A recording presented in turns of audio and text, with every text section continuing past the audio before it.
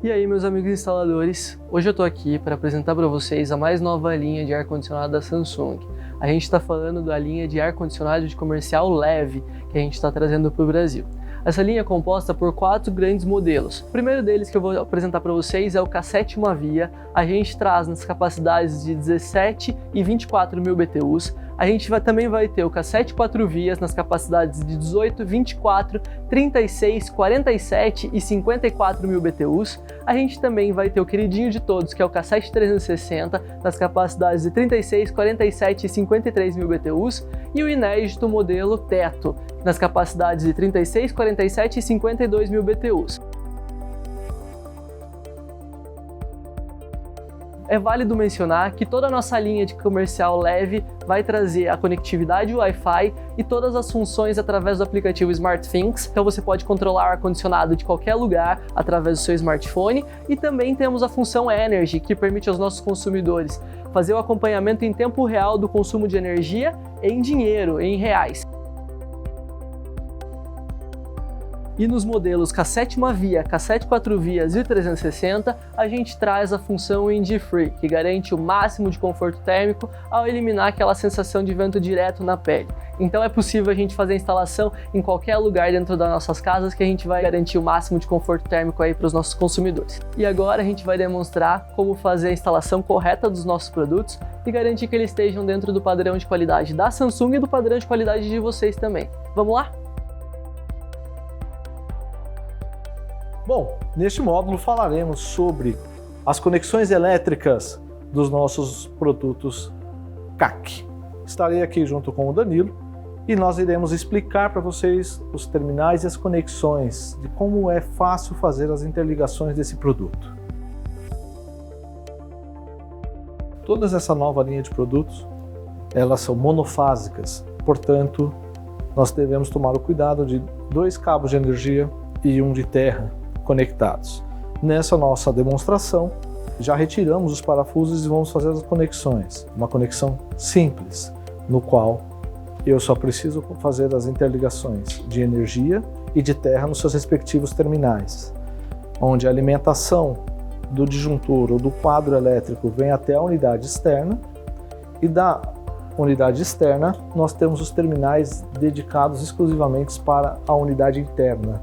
Então a preocupação do instalador é a alimentação na unidade externa desta linha de produtos. Se atentem-se a um manual de instalação, pois de acordo com a capacidade frigorífica, a corrente elétrica ela pode ser diferente, e também a especificação do disjuntor e do cabo elétrico.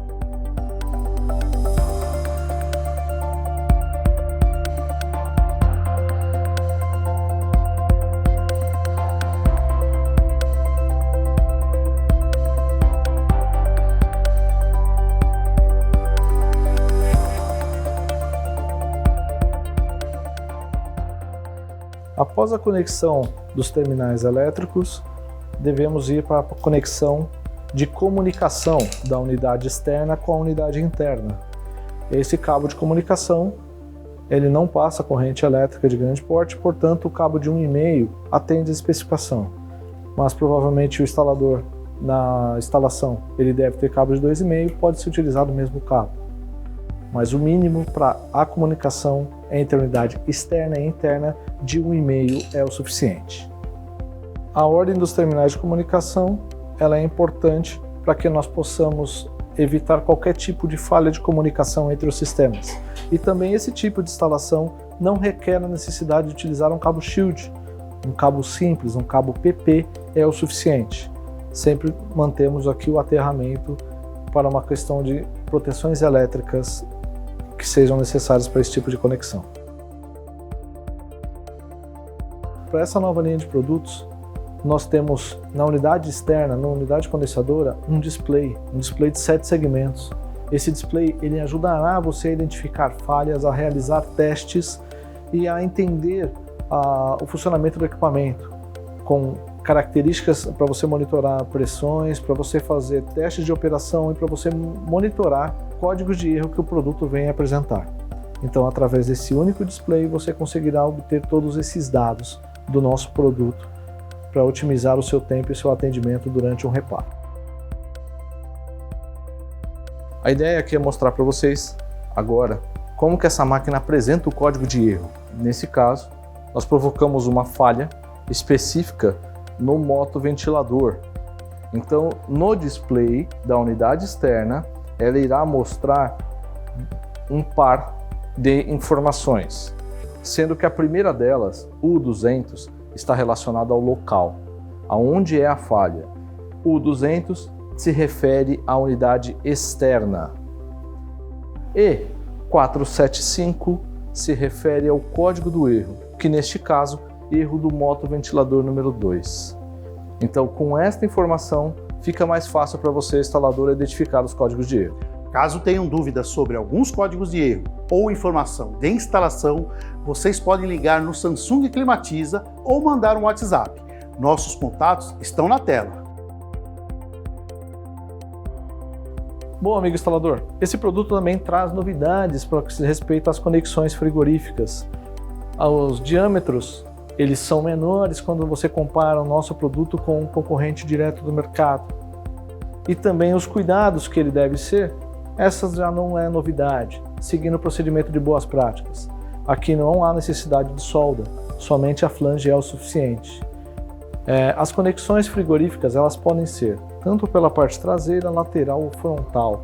Neste exemplo específico, a tubulação frigorífica está entrando na parte traseira do equipamento. De acordo com a distância e a sua casa de máquina, você pode ter essa flexibilidade de instalação. Aqui iremos mostrar a conectividade da flange, seguindo os procedimentos de boas práticas, inclinar o tubo para que nenhuma rebarba, nenhuma fuligem entre dentro da tubulação. Após ser feito o processo de escareamento, não podemos deixar de colocar a porca e fazer a flange adequada e a conexão ao produto. Nesta etapa, utilizando sempre ferramentas apropriadas para a atividade. Evitem adaptações nesta etapa. Caso detecte algum princípio de vazamento, recomendo que refaça a flange. Não utilize adaptações técnicas para esse tipo de interligação e conexão.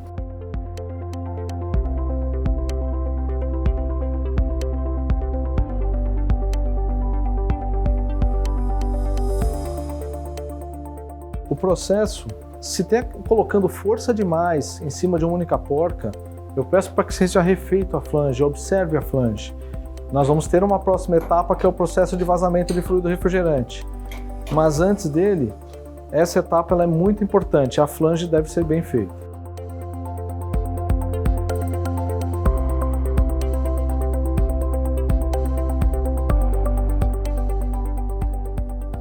Fez a conexão, vamos fazer o teste de vazamento. O teste de vazamento deve ser utilizado o nitrogênio. Sempre utilize as ferramentas adequadas, sempre cuidado e utilize um regulador para esse processo de pressurização. Então esse regulador, ele é um dispositivo de segurança e ele também é um dispositivo assertivo para o teste. Neste momento, faremos a conexão do nitrogênio com o conjunto manifold. Abro o cilindro. Ao abrir o cilindro, eu tenho um medidor, um manifold, que vai me mostrar a pressão do cilindro e a manivela, ao pressionar, ela vai me informar a pressão que está indo para o sistema. Como estamos trabalhando com fluido refrigerante, que trabalha com alta pressão, o valor que eu preciso retirar do cilindro refrigerante para dentro do sistema também deve ser de 600 PSI, uma vez que a pressão de trabalho desse equipamento, no modo quente, pode chegar em 500, por essa necessidade de um teste com 600 PSI de pressão. Por isso, reforço a necessidade da ferramenta, um regulador de nitrogênio adequado.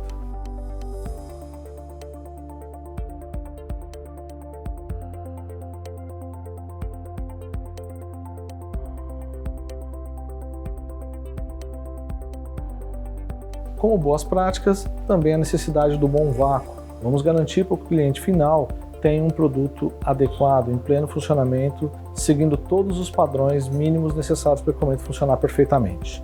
Então, iremos fazer agora a conexão do conjunto manifold e, posteriormente, interligar a bomba de vácuo.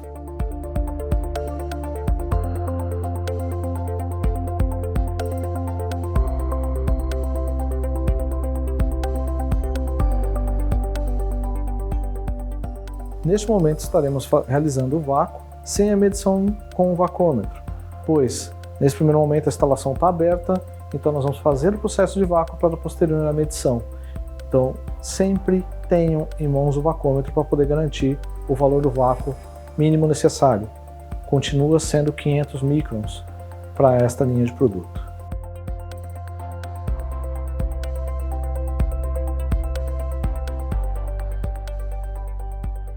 Agora iremos falar sobre a tubulação de cobre.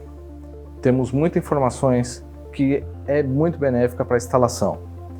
Neste momento, nessa demonstração, eu estou com o produto de 48.000 BTUs, o AC48.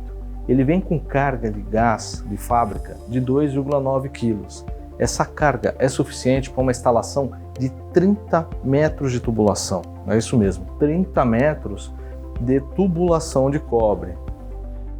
A partir de 30 metros de tubulação, a carga de gás ela deve ser feita 50 gramas por metro adicional.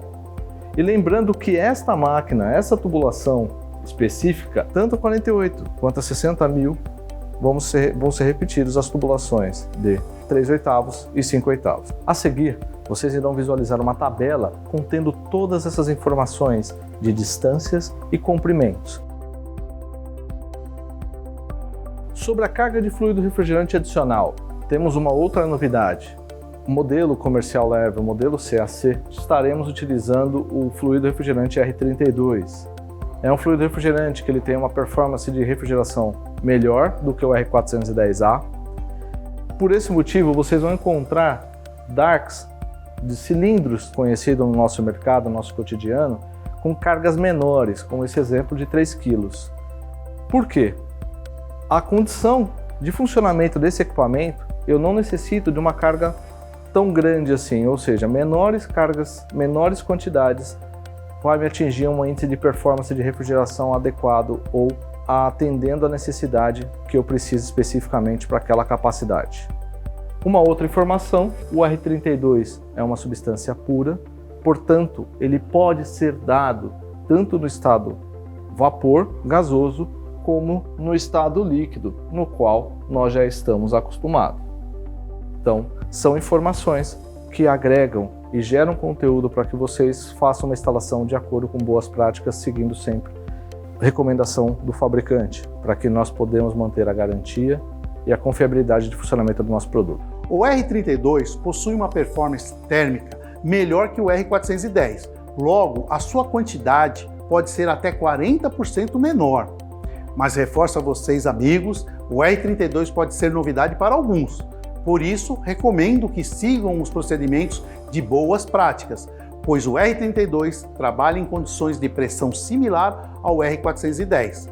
Portanto, realizar testes de vazamento, teste de vácuo, carga adicional por balança e o uso de ferramentas adequadas são imprescindíveis para a otimização do serviço e trazer segurança para você e o cliente final. Aqui eu trago mais informações para vocês da unidade externa, da unidade condensadora, onde aqui eu preciso sempre de uma distância entre a máquina e a parede, eu preciso da distância da máquina para a parte superior, da máquina para paredes laterais. Com isso a produção irá colocar para vocês uma imagem especificando essas medidas, detalhando quais são os valores que nós devemos ter para a instalação dos nossos produtos. E em paralelo também as conectividades frigoríficas, as conexões, onde essa tubulação ela pode entrar tanto pela parte traseira da máquina, este caso ela está entrando pela lateral, ou ela pode entrar pela parte frontal do equipamento. São 3 variáveis que permitem ao instalador uma facilidade, ajuda na instalação do nosso produto em diversos tipos de instalações e condições. Bom, pessoal, então aqui nós iremos interligar as conexões elétricas e de comunicação das nossas unidades. Esse modelo específico é a máquina tipo teto. Então eu vou mostrar para vocês aqui aonde nós temos que fazer as conexões. Os aterramentos são feitos nesses terminais diretamente na placa. Os terminais de energia são identificados pelos bornes L e N. E os terminais de comunicação F1 e F2. Então aqui nós vamos realizar a interligação deste cabo de energia. Então primeiro o aterramento, depois os terminais dedicados à alimentação elétrica.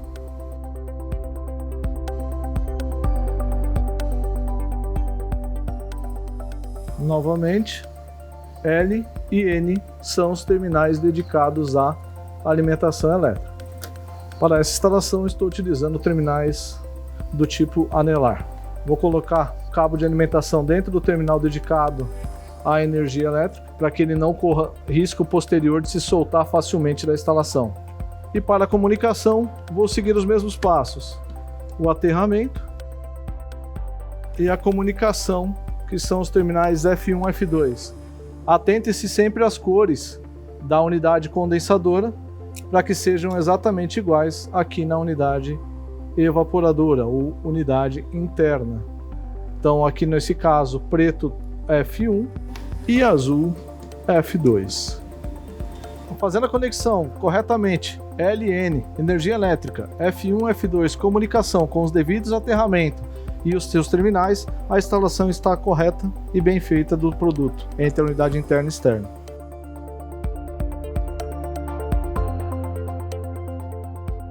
Então agora iremos falar sobre as interligações elétricas e de comunicação da unidade evaporadora cassete uma via. A alimentação relacionada à energia elétrica, ela vai ter um espaço destinado à entrada do cabo, e aí os terminais destinados à energia são L e N, e o aterramento é a chapa metálica aqui no fundo. Já a comunicação, ela é oposta à alimentação elétrica, também existe uma passagem em um terminal flexível. Lembrando que esse equipamento normalmente é instalado numa residência ou numa instalação com gesso. Então aqui a gente está sem o gesso, então está fácil de mostrar a todos vocês. A comunicação, eu vou seguir o mesmo padrão que foi feito nas unidades externas, onde o terminal F1 ele é dedicado ao cabo da cor preta, que eu estou fazendo agora, e posterior eu vou desparafusar aqui o terminal F2 e conectar o cabo azul. Eu estou fazendo esse processo de retirada do parafuso, pois estou utilizando o terminal anelar para as comunicações, tanto de comunicação quanto elétrica. Feito essa primeira parte das comunicações, eu peço para que vocês tomem cuidado e não fechem a tampa elétrica, pois esse equipamento agora ele vai ter um painel de acabamento. E no painel de acabamento existem terminais dedicados, exclusivos a ele, que será o próximo passo que eu irei mostrar. Então aqui eu vou falar aos nossos amigos instaladores uma dica: sempre cuidado com os conectores para que eles não sejam esquecidos durante a instalação do nosso produto. Então os conectores eles têm cores diferentes e tamanhos para que cada posição seja respeitada. Então o maior é o do segmento do display do painel. O terminal L1 ele vai conectado no terminal L1. O terminal amarelo ele vai interligado no terminal amarelo. E o terminal branco no terminal branco. Esse terminal amarelo e esse terminal branco eles já são novos devido ao acessório desse painel, que é o módulo Wi-Fi.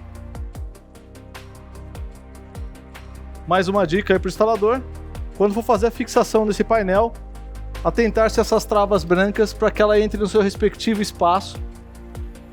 Ouça o primeiro clique para que vocês tenham certeza que o painel está fixado à máquina, e posteriormente podemos realizar a fixação através dos parafusos.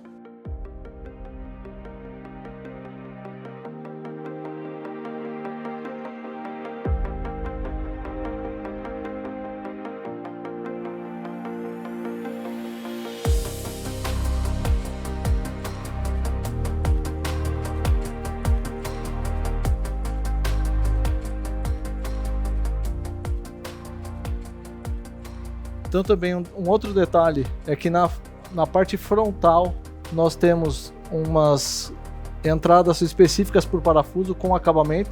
Então, com o apoio de uma chave, você consegue destravar e aí abre espaço para que a gente possa fazer a fixação do parafuso nesse espaço específico.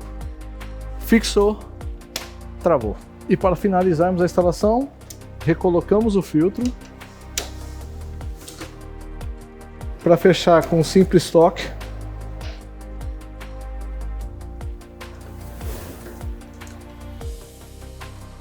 e instalamos a carenagem plástica.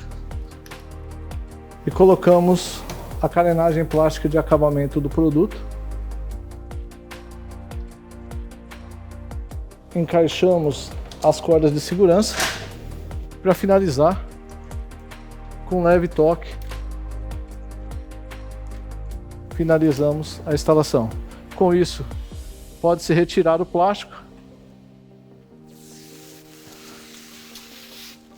e apresentar ao cliente as funções do seu novo produto Windfree. Amigo instalador, reforço aqui os cuidados e as diferenças que nós temos. Se você está acostumado com a nossa linha residencial, a linha Split, você tem os terminais específicos de comunicação que são o F1 e F2. Então esta linha é uma linha padrão, tá? Então independente de qual linha que a gente estiver falando, vamos sempre conectar a comunicação da unidade interna com a unidade externa através dos terminais F1 e F2. Então aqui estou finalizando a conexão de comunicação, a energia elétrica está oposta. V1 e V2 são terminais dedicados exclusivamente para 12 volts, quando tiver uma necessidade de um acessório.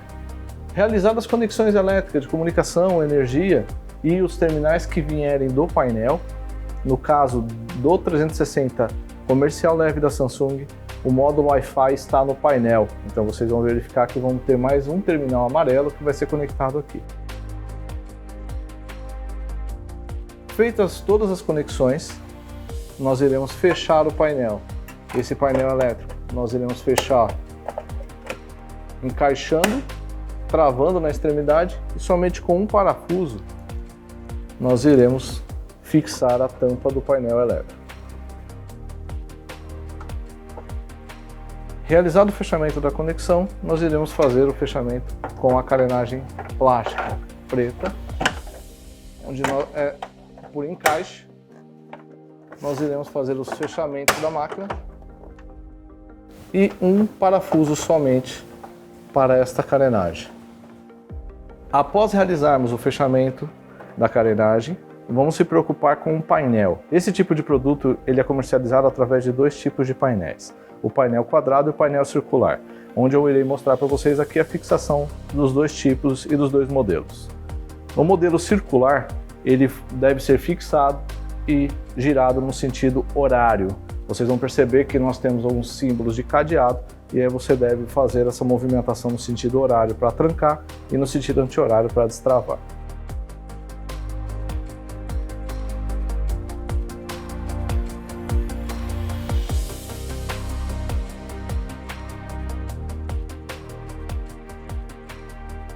E para finalizarmos a instalação, iremos colocar o filtro. Para a fixação dessa tela de filtro, nós devemos colocar as cordas de segurança nos devidos terminais e a fixação também através do movimento horário, onde nós devemos encaixar e girar.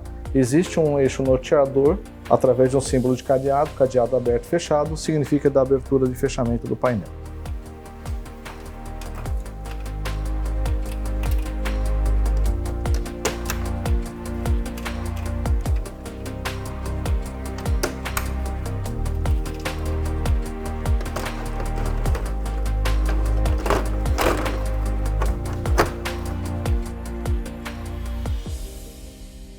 Então agora eu irei mostrar o segundo tipo de painel, que é o painel quadrado. Vocês vão verificar a facilidade com que ele tem algumas travas, então essas travas nos facilitam o encaixe para depois a fixação através dos parafusos.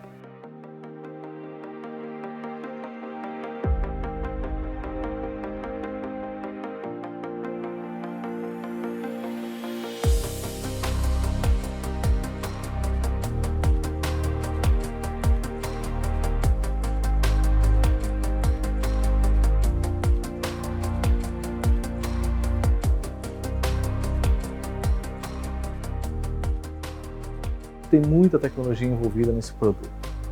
Uma delas é a tecnologia do direcionamento do ar. Ele consegue fazer com que o ar fique o mais próximo possível do teto, mas também é numa unidade que ele pode direcionar o ar para baixo. Tudo isso através do comando do controle remoto, e vocês vão conseguir visualizar aqui no display, sem a aleta, a pura tecnologia, através de mini boosters que eu tenho dentro da máquina, que ela provoca esse direcionamento de ar.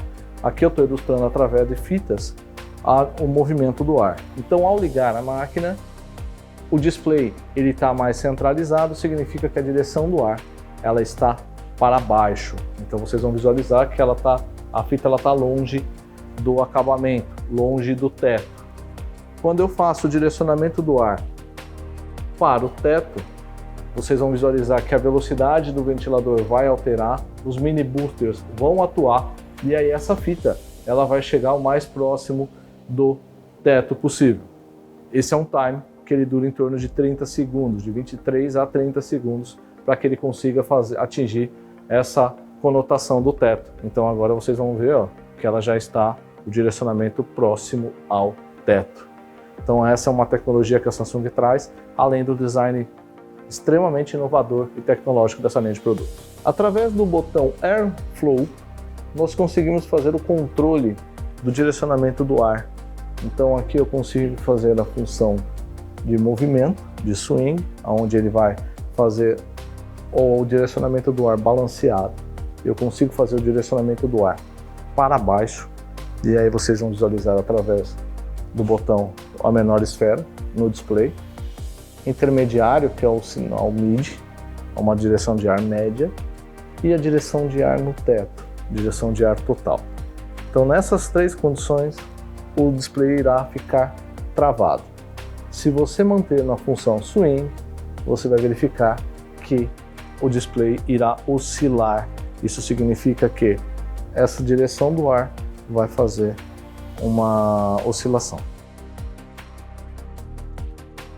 Agora vamos falar da tecnologia envolvida nesta linha de produto. O SmartThings é uma ferramenta que é de fácil interpretação, permite monitorar, ligar ou desligar, alterar temperatura, monitorar o consumo em tempo real através da função Energy. E se não bastasse, a tecnologia no monitoramento e acionamento é possível também criar cenários, permitindo que outros dispositivos da sua casa ou escritório possam interagir com o funcionamento do ar-condicionado. E a cereja do bolo é que estas funções também podem ser acionadas por comando de voz, como a Bixby e outros assistentes de voz, assim como em outros produtos Samsung conectados. Vou demonstrar para vocês.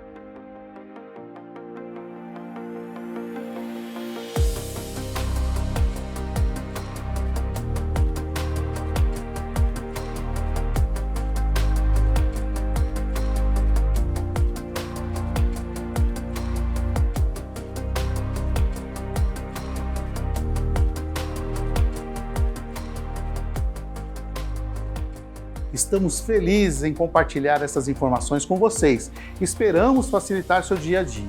Conte sempre com a gente. Muito obrigado e até breve.